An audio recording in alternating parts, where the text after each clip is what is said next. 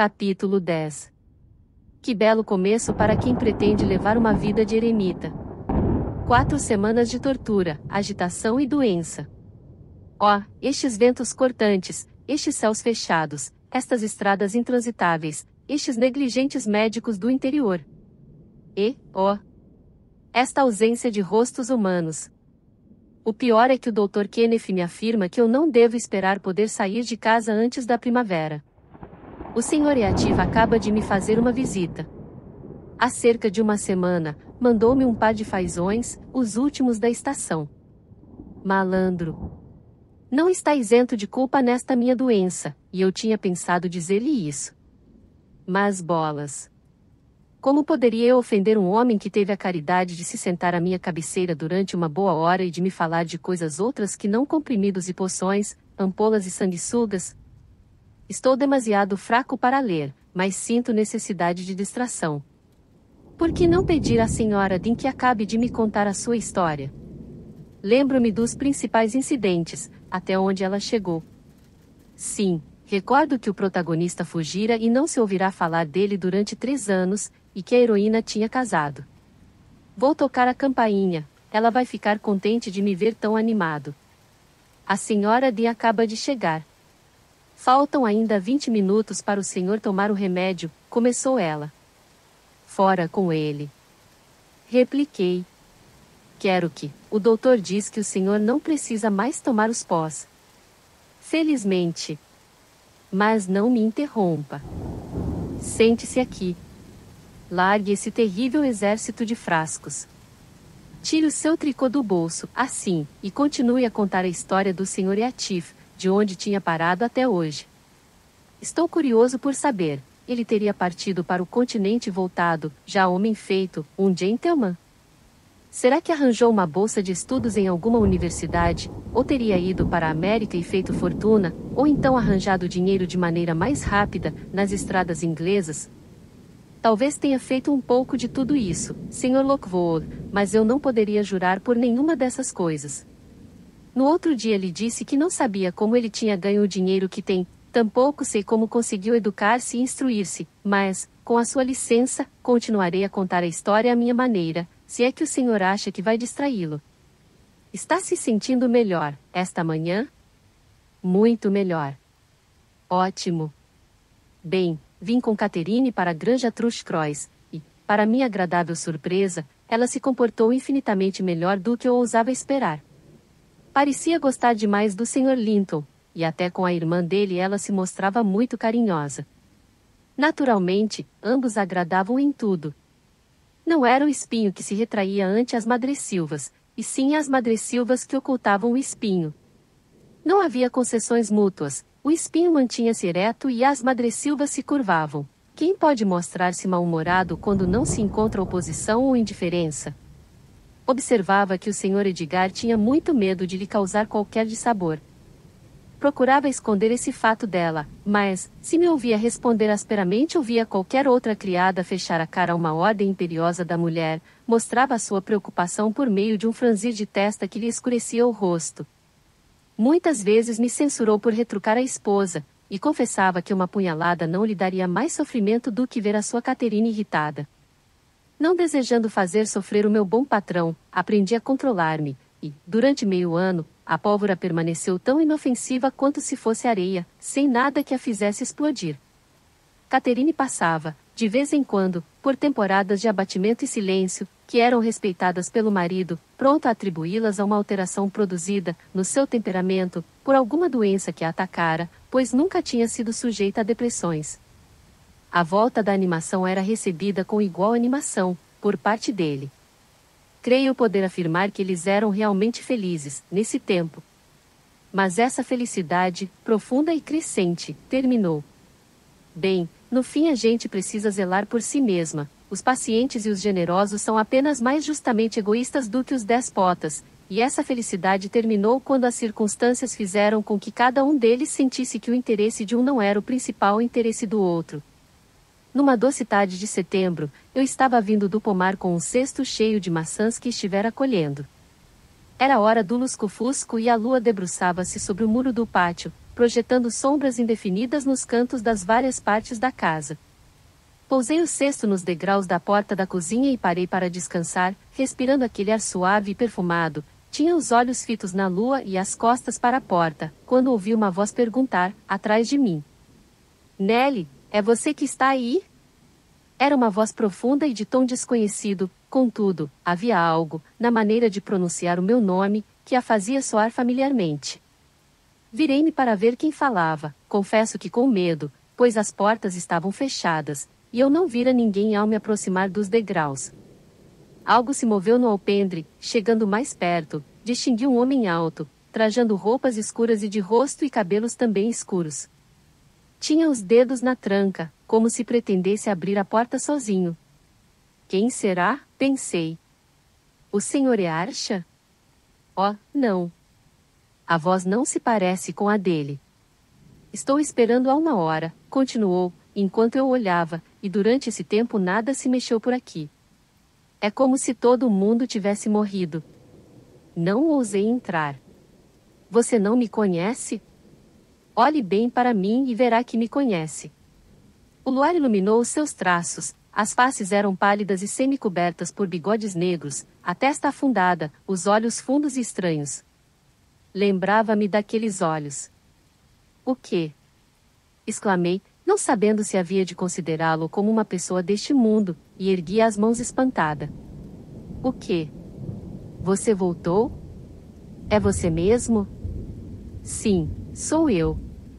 Eatif, respondeu ele, levantando os olhos para as janelas, que refletiam uma porção de luas, mas não deixavam transparecer nenhuma luz de dentro. Não estão em casa? Onde é que ela está? Nelly, você não está satisfeita de me ver. Não precisa ficar tão preocupada. Ela está em casa?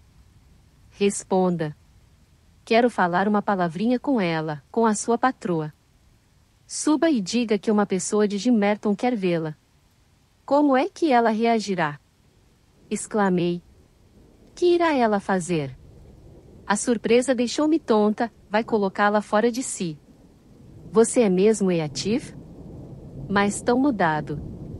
Não, não posso compreender. Esteve servindo como soldado?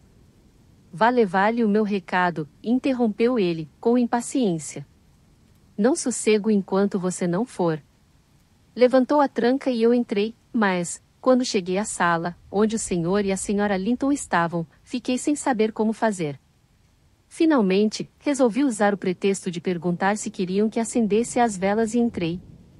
Estavam os dois sentados junto a uma janela cuja gelosia estava corrida e deixava ver, para além das árvores do pomar e do parque, o vale de Jim Merton, com uma longa faixa de neblina subindo quase até o seu cume, porque, logo após passar a capela, como talvez o senhor tenha observado, o canal que sai da charneca junta-se a um riacho que acompanha a curva do vale. O morro dos ventos uivantes erguia-se acima daquele vapor prateado, mas a nossa antiga casa não se via, debruça-se mais para o outro lado. Tanto a sala como os seus ocupantes e a paisagem que descortinavam, tudo parecia maravilhosamente pacífico. Relutava em transmitir o recado, e já estava mesmo indo embora, sem coragem para dá-lo, quando compreendi que tinha de fazê-lo.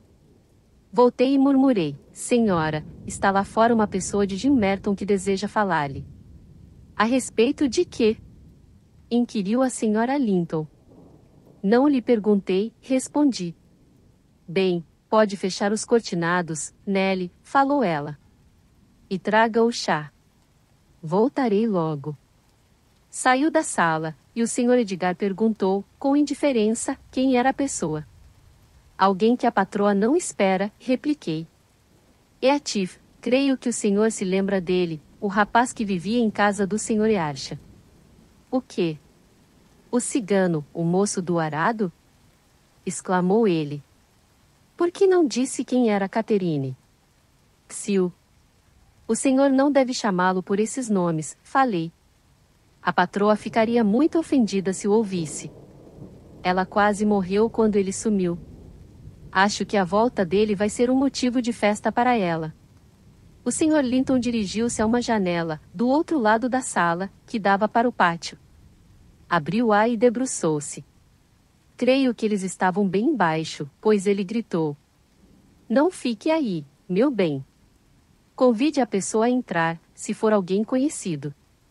Não tardou que se ouvisse o bater da tranca, e Catherine subiu correndo a escada, descabelada e ofegante, demasiado excitada para mostrar alegria, ao contrário, olhando para o rosto dela, poder-se-ia ter pensado numa terrível calamidade. Oh, Edgar, Edgar! Balbuciou, atirando-lhe os braços ao pescoço. Oh, Edgar, meu bem! Eatif voltou e abraçou-o ainda com mais força. Está bem, disse o marido, irritado. Não precisa estrangular-me só por causa disso. Ele nunca me pareceu algo assim tão maravilhoso. Não há necessidade de tanta excitação. Sei que você não gostava dele, retrucou ela, reprimindo um pouco a intensidade do seu júbilo. Mas, por minha causa, vocês agora vão ter de ser amigos. Digo-lhe para subir? Para onde? Disse ele. Aqui, para a sala? Para que outro lugar? Perguntou ela. O Sr. Linton franziu a testa e sugeriu a cozinha como sendo um lugar mais indicado para ele. A Sra. Linton olhou com uma expressão indefinível, meio zangada, meio divertida. Não, disse, após um momento. Não posso recebê-lo na cozinha. Ponha 2 mesas para o chá, aqui na sala, Ellen, uma para o patrão e a senhorita Isabela, como gente bem, e a outra para mim e para Eatif, que somos de classes inferiores. Assim você fica satisfeito, meu bem? Ou terei de mandar acender fogo noutro lugar? Nesse caso, diga onde. Eu tenho de correr lá para baixo. Temo que a minha alegria seja demasiado grande para ser real. Ia precipitar-se escada abaixo, quando Edgar a deteve. Convide-o você a subir, ordenou, dirigindo-se a mim. E, Catherine, esforce-se por estar alegre sem ser absurda. A casa toda não precisa ver você receber um criado fujão como se fosse um irmão. Desci e encontrei a ativa à espera no alpendre, evidentemente antecipando o convite para entrar.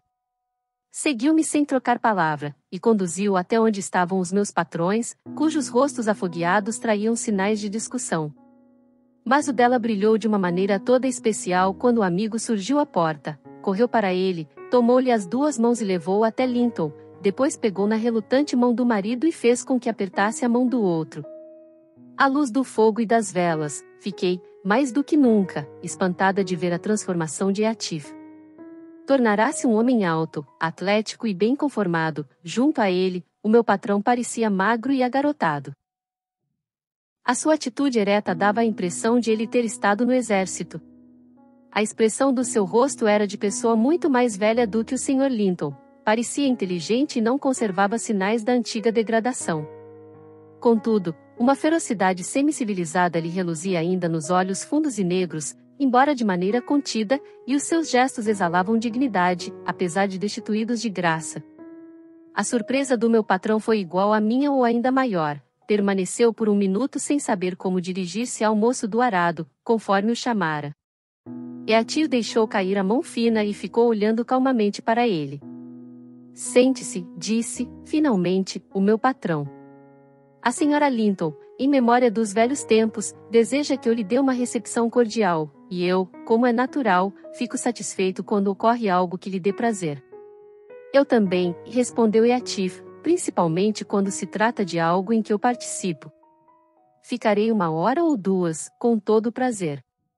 Sentou-se diante de Catherine, que não despregava os olhos dele, como se temesse vê-lo desaparecer se deixasse de olhá-lo. Eatif não erguia muito seu olhar para ela, apenas de vez em quando e rapidamente.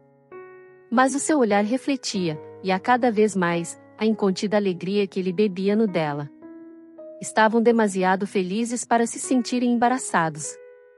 O mesmo não acontecia com o Sr. Edgar, empalidecera, e ficou quase lívido quando a esposa levantou-se, agarrou novamente as mãos de Eatif e riu como louca. Amanhã vou pensar que sonhei, exclamou. Não poderei acreditar que o vi, que o toquei, que falei com você, depois de tanto tempo. E, no entanto, Eatif, você não merece ser bem-vindo. Ficar ausente e silencioso durante 3 anos, sem nunca pensar em mim? Pensei um pouco mais do que você em mim, murmurou ele. Tive notícia do seu casamento, Cathy, não faz muito, e, enquanto esperava no pátio, tracei o seguinte plano: vislumbrar apenas o seu rosto, provocar nele um olhar de surpresa ou, talvez, de fingida satisfação, depois acertar contas com Hindley e, finalmente, antecipar-me à lei, dando cabo de mim mesmo. A sua boa acolhida afastou essas ideias da minha mente, mas cuidado para não me receber de outra maneira, da próxima vez. Não, você não mais me afastará. Sentiu realmente pena de mim, não foi? Bem, e com razão. Lutei muito e passei por muita coisa, desde que ouvi pela última vez a sua voz, mas tem de me perdoar, porque lutei só por você. Catherine, a menos que tomemos o chá frio, faça o favor de vir para a mesa, interrompeu Linton, esforçando-se por conservar o seu tom de voz habitual e um mínimo de polidez. O Sr. Eative vai ter muito que caminhar, para ir aonde quer que esteja pensando em pernoitar, e eu tenho sede. Ela tomou seu lugar à mesa e Isabela entrou, depois de tê-los ajudado a sentar-se, saí da sala. O chá mal demorou 10 minutos. Catherine não chegou a encher a xícara, não podia comer nem beber. Edgar tinha feito uma poça no pires e mal comera. Quanto ao visitante, não ficou mais do que 1 hora. À saída, perguntei-lhe se ia para Gimmerton. Não, para o Morro dos Ventos Uivantes, respondeu. O Sr. Earnshaw convidou-me a pernoitar lá, quando fui visitar, esta manhã. O Sr. Earnshaw convidará a ele. E ele tinha ido visitar o Sr. Earnshaw. Fiquei meditando naquilo, depois que Ati se foi. Ter-se-á tornado hipócrita e terá vindo semear discórdia sob uma capa de cordialidade, pensei. No fundo do coração, tinha um pressentimento de que teria sido melhor ele não ter voltado.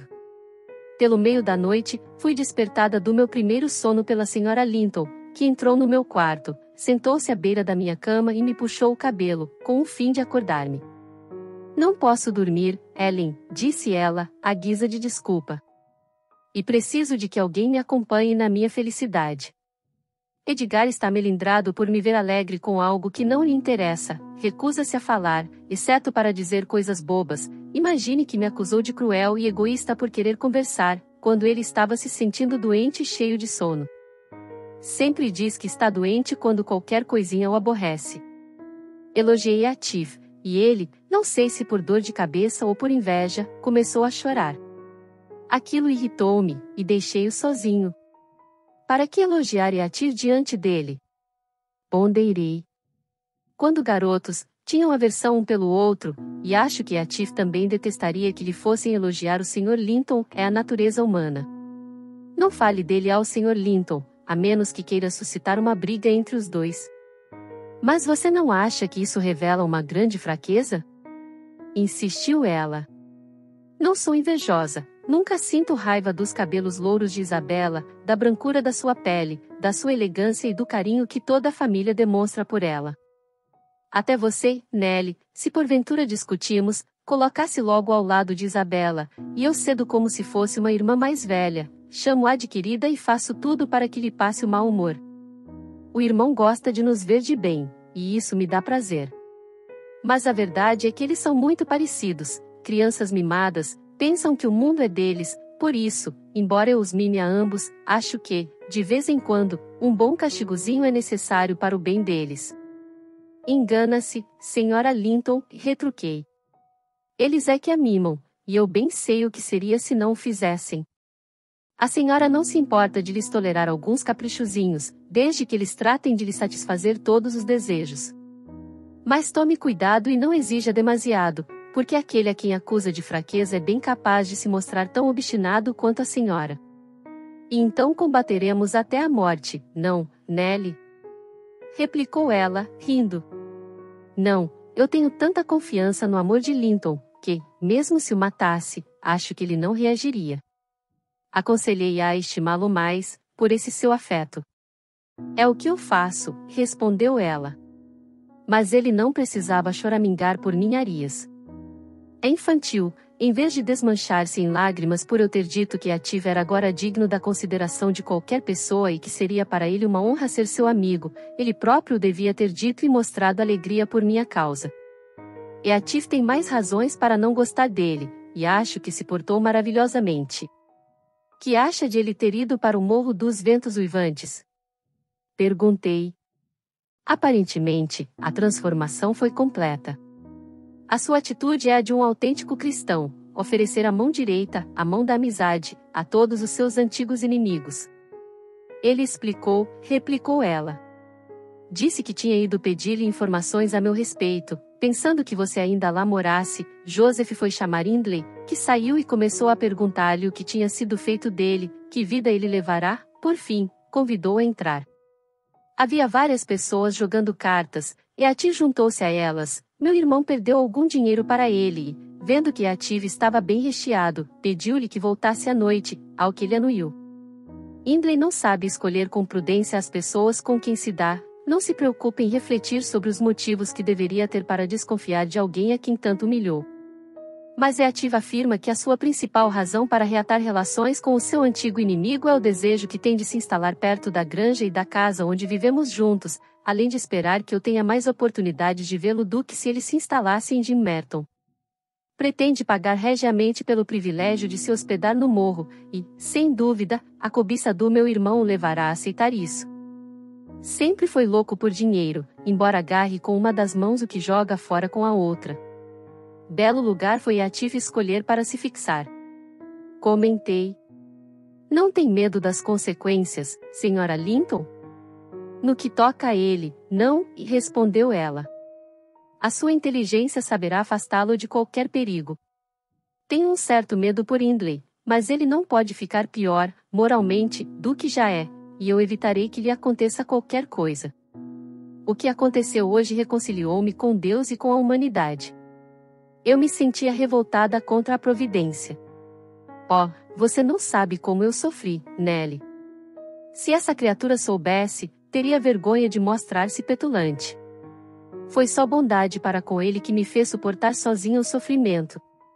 Se eu tivesse mostrado a agonia que senti, ele teria desejado, tanto quanto eu, o seu alívio. Mas agora tudo acabou, e não me vingarei da sua falta de sensibilidade, doravante posso aguentar tudo. Se a pessoa mais vil me esbofeteasse uma face, eu não só lhe daria outra face, como ainda lhe pediria perdão por tê-la provocado. Como prova, vou agora mesmo fazer as pazes com Edgar. Boa noite, Ellen. Sou um anjo. Nessa feliz convicção, partiu, e o bom sucesso da sua resolução tornou-se óbvio logo de manhã. O Sr. Linton não só pusera de lado a sua irritação, embora ainda parecesse algo incomodado pela vivacidade de Catherine, como não fez objeção a que a esposa e Isabela fossem, nessa mesma tarde, ao Morro dos Ventos Uivantes. Em compensação, Catherine mostrou-se de uma tal doçura, que transformou a casa, durante vários dias, num paraíso, de que tanto o patrão como a criadagem aproveitaram. Atif, daqui por diante o chamarei Sr. Atif, a princípio usou cautelosamente a liberdade de frequentar a granja Trushcross, parecia estar medindo até que ponto o dono da casa toleraria a sua intromissão. Catherine também achou prudente moderar as suas manifestações de prazer ao acolhê-lo, e ele foi gradualmente estabelecendo seu direito a essa acolhida. Conservava bastante da reserva que o notabilizara na infância, e ela servia para reprimir nele quaisquer demonstrações demasiado exuberantes de sentimento. A apreensão do meu patrão foi, aos poucos, sendo desviada para outro setor. A sua nova fonte de preocupação originava-se no fato, tão desagradável quanto não antecipado, de Isabella Linton demonstrar uma súbita e irresistível atração pelo visitante. Ela era, na época, uma encantadora jovem de 18 anos, infantil de maneiras, mas possuidora de vivos sentimentos e de inteligência, além de um gênio igualmente vivo, quando irritado. O irmão, que a adorava, ficou atônito ante aquela fantástica preferência. Mesmo não levando em conta a degradação de uma aliança com um homem sem sobrenome e a possibilidade de que toda a sua propriedade, a falta de herdeiros do sexo masculino, viesse a passar às mãos de uma tal pessoa, ele tinha sensibilidade suficiente para compreender as intenções de Atif, para saber que, embora a sua aparência estivesse mudada, o seu espírito continuava inalterado e incapaz de modificar-se. E temia aquele espírito, causava-lhe revolta, e ele estremecia ante a ideia de lhe confiar a sua querida Isabela. Mas teria estremecido, se soubesse que o sentimento dela não encontrava nele qualquer reciprocidade, ao contrário, assim que descobriu a sua existência, pôs toda a culpa em Eatif, como se ele o tivesse deliberadamente suscitado. Havia já algum tempo que todos vínhamos reparando que Isabela mostrava inquietação e sofrimento. Tornará-se irritadiça, explodindo por qualquer motivo e provocando continuamente Catherine, sob pena de esgotar a sua limitada paciência. Atribuímos aquela irritabilidade à falta de saúde, ela emagrecia a olhos vistos. Mas, um dia em que Isabela passará da conta, rejeitando o desjejum, queixando-se de que os criados não faziam o que ela lhes dizia, que a cunhada não lhe permitia ter voz ativa na casa e que Edgar não ligava para ela, que pegaram resfriado por causa das portas abertas e que tínhamos deixado apagar o fogo da sala de propósito, para aborrecê-la. Mais uma centena de outras acusações igualmente frívolas, a senhora Linton insistiu peremptoriamente em que ela fosse para a cama, e, depois de ter ralhado com ela, ameaçou mandar chamar o médico. Ao ouvir mencionar o Dr. Kenneth, ela exclamou logo que a sua saúde era perfeita e que era apenas a aspereza de Catherine que a tornava infeliz. Como pode você dizer que eu sou áspera, sua criança mimada? Gritou a senhora Linton, espantada com a injustiça da acusação. Você deve estar perdendo a razão. Quando foi que eu fui áspera, hein? Ontem, e soluçou Isabela. E agora também. Ontem. Repetiu a cunhada. Em que ocasião? Quando fomos passear na charneca, disse para eu ir por onde quisesse, enquanto você caminhava com o Sr. Eatif. E é a isso que você chama aspereza? Perguntou Catherine, rindo. Não quis dizer que a sua companhia fosse demais, não nos importava que você viesse ou não conosco, pensei apenas que a conversa de Eatif não teria interesse para você. Não, e chorou a jovem.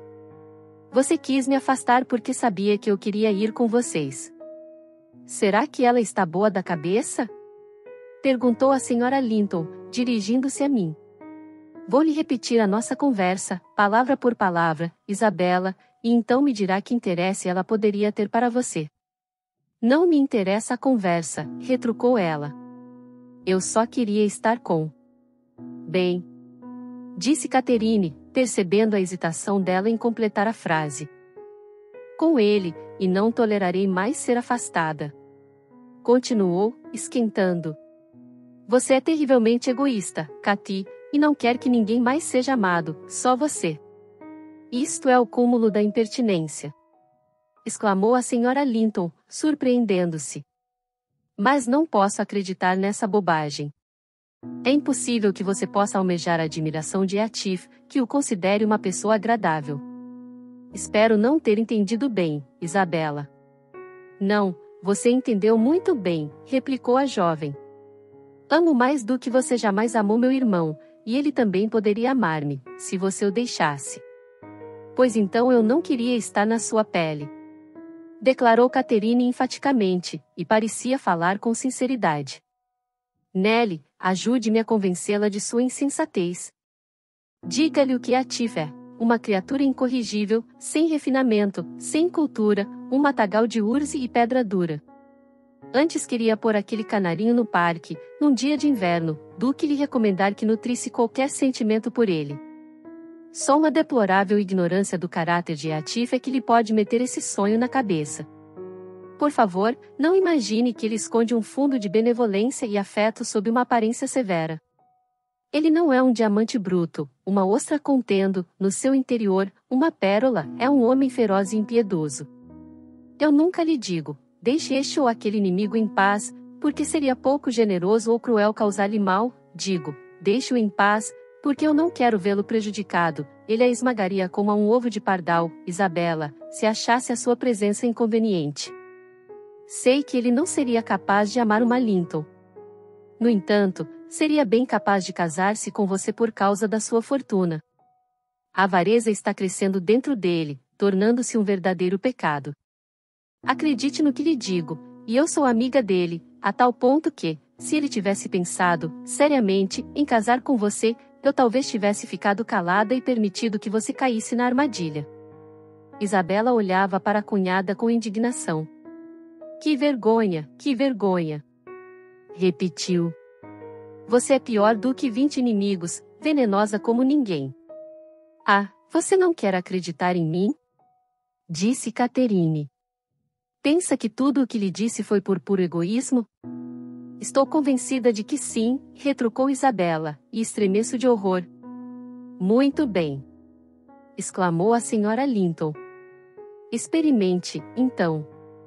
Já disse o que tinha a dizer, e não estou para suportar a sua insolência. Mas eu tenho de sofrer pelo egoísmo dela. Soluçou a jovem, quando a senhora Linton saiu da sala. Todo está contra mim, ela destruiu o meu único consolo.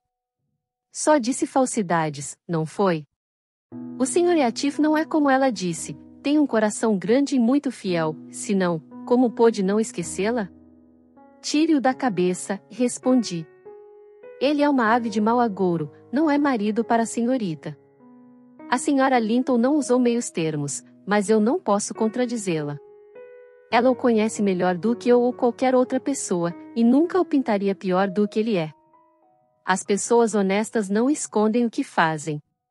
Como é que ele viveu, durante estes 3 anos? Como ficou rico?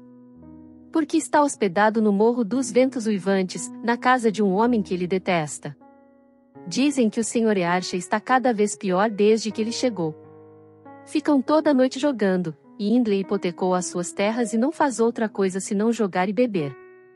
Faz uma semana, encontrei Joseph em Jim Merton, e ele me disse, Nelly, lá em casa está mesmo um antro de perdição. Tem um que qualquer dia vai ter de cortar os dedos para poder pagar as dívidas. É o patrão, você sabe, que não para de se afundar no jogo. Nunca teve medo do juízo final, nem seguiu os exemplos de Paulo, nem de Pedro, nem de João, nem de Mateus, nem de ninguém. Parece que está desejando se ver nas chamas do inferno. E o nosso velho Yatif parece mais um diabo. Ele não diz nada da boa vida que leva, quando vai lá na granja.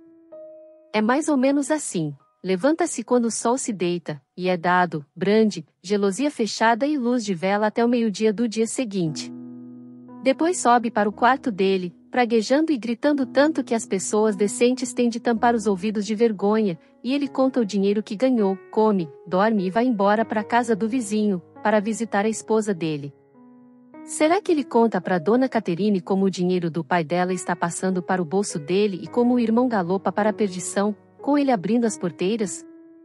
Ora, senhorita Linton, Joseph pode ser tudo, mas não é mentiroso, e, se o que lhe diz da conduta de Yatif for verdade, quem o desejaria para marido? Você é pior do que os outros, Ellen. Replicou ela. Não vou dar ouvidos às suas calúnias. Que malevolência deve haver em vocês, para me quererem convencer de que não há felicidade neste mundo? Talvez ela esquecesse o seu capricho com o passar do tempo, ou, ao contrário, o preservasse, não posso dizer. Só sei que as coisas se precipitaram. No dia seguinte, houve um julgamento na cidade vizinha, o meu patrão foi obrigado a comparecer e o Sr. Yatif, sabedor da sua ausência, veio mais cedo do que de costume. Catherine e Isabela estavam na biblioteca, mergulhadas num silêncio hostil, a última, alarmada com a sua recente indiscrição e com o fato de ter revelado seus mais secretos sentimentos, num arrobo de paixão, e a primeira, realmente, ofendida com a cunhada, embora troçasse da sua impertinência, fazia questão de não mostrar isso a ela. Riu, ao ver Yatif passar debaixo da janela. Eu estava varrendo a lareira e vi um sorriso malicioso nos seus lábios. Isabela, absorta nos seus pensamentos ou no livro que tinha no regaço, assim permaneceu até que a porta se abriu, e então já era demasiado tarde para tentar fugir, o que de certo teria feito, se possível. Entre, seja bem-vindo! Exclamou alegremente a dona da casa, puxando uma poltrona para junto do fogo. Estamos mesmo precisando de que alguém venha derreter o gelo entre nós duas, e você é justamente o mais indicado. Yatif, sinto-me feliz de lhe mostrar, finalmente, alguém que gosta mais de você do que eu. Espero que se sinta lisonjeado. Não se trata de Nelly. Não precisa olhar para ela. É a minha pobre cunhadinha, que se consome à simples contemplação da sua beleza física e moral. Depende da sua vontade tornar-se irmão de Edgar. Não, não, Isabela, você não vai embora, continuou, detendo, com ar de brincadeira, a jovem, que se erguera indignada. Estávamos discutindo a seu respeito, Eatif, e ela me venceu, em protestos de devotamento e admiração. Além do mais, fui informada de que, se tivesse a consideração de me afastar, a minha rival, como ela se proclama, mandaria uma flecha para o seu coração, que o prenderia para sempre a ela, lançando a minha imagem no eterno esquecimento. Caterine, disse Isabela, apelando para sua dignidade e não procurando soltar-se da outra. Ficaria grata se você respeitasse a verdade e não me caluniasse, nem mesmo de brincadeira. Senhor Eatif, tenha a bondade de pedir à sua amiga que me solte. Ela parece esquecer que eu e o senhor não somos íntimos e que o que adverte é para mim extremamente doloroso. Como ele nada respondesse nem se levantasse, parecendo completamente indiferente aos sentimentos que ela pudesse nutrir com relação à sua pessoa, Isabela murmurou à cunhada que a libertasse. Absolutamente! Exclamou a senhora Linton. Não quero mais ser chamada de egoísta. Você fica aqui.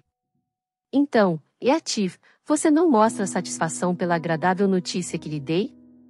Isabela jura que o amor que Edgar me tem nada é, perto do que ela sente por você. Tenho a certeza de que ela disse isso, não disse, Ellen? E não comeu desde o passeio de anteontem, de tristeza e de raiva por eu lhe ter dito que a nossa conversa não lhe interessava.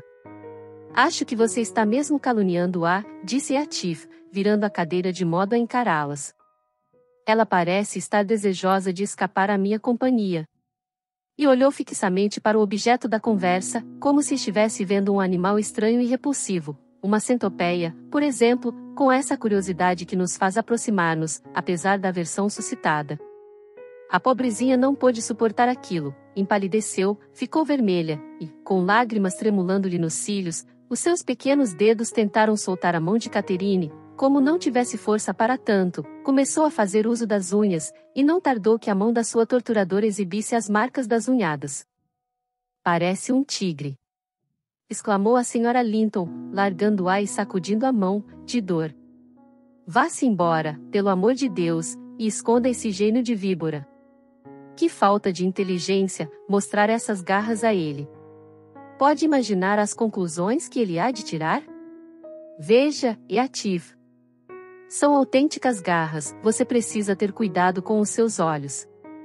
Eu as arrancaria dos dedos, se porventura elas me ameaçassem, respondeu ele, brutalmente, assim que a porta se fechou atrás de Isabela. Mas qual a sua intenção, em brincar dessa maneira com a criatura? Você não estava falando a verdade, certamente. Garanto-lhe que estava, replicou Caterine. Há várias semanas que ela se vem consumindo por sua causa, e ainda ontem se enfureceu comigo, só porque eu pus a nu seus defeitos, Eatif, a fim de diminuir a adoração que ela tem por você. Mas não lhe ligue, só quis castigar-lhe a impertinência. Gosto demasiado dela para permitir que você a pegue e a devore. E eu a detesto demasiado para sequer tentá-lo, retrucou ele, exceto, talvez, à maneira de um vampiro. Se eu vivesse com aquela cara insípida, de cera, não sei o que faria, acho que pintaria nela as cores do arco-íris e transformaria aqueles olhos azuis em negros, de 2 em 2 dias, são detestavelmente parecidos com os de Linton. Deliciosamente, dirá você. Comentou Caterine. São olhos de anjo. Ela é a herdeira do irmão, não é? Perguntou Eatif, após um breve silêncio. Não gostaria de pensar isso, respondeu Cati. Se Deus quiser, meia dúzia de sobrinhos lhe tirarão essas pretensões. Mas tire daí a sua ideia. Sei que você cobiça os bens do próximo, não se esqueça, porém, de que estes bens são meus. Se fossem meus, seriam seus, igualmente, observou Eatif. Mas, embora Isabela Linton seja estúpida, não me parece louca, de maneira que não se fala mais no assunto, como você diz. E não falaram mais, nem, provavelmente, Caterine pensou mais no assunto. O outro, ao contrário, sem dúvida pensou várias vezes, pois o vi sorrir sozinho e entregar-se a uma inquietante meditação, de cada vez que a senhora Linton saía da sala. Resolvi vigiar os movimentos dele. O meu coração sempre pendia para o lado do patrão, em vez de para o de Catherine, e com razão, pois ele era bom, honesto e orado, ao passo que ela, embora não se pudesse dizer que era o oposto, parecia permitir-se tanta coisa, que eu tinha pouca fé nos seus princípios e menos simpatia ainda pelos seus sentimentos. Queria que algo acontecesse para livrar o morro dos ventos uivantes e a granja da presença do Sr. Eatif, deixando-nos como estávamos antes da sua chegada. As visitas dele à granja eram um pesadelo para mim, suspeitava-o, também para o patrão. O fato de ele estar vivendo no morro era como que uma premonição. Parecia-me que Deus deixara a ovelha tresmalhada entregue à própria sorte e que uma fera rosnava entre ela e o rebanho, esperando a ocasião de atacar.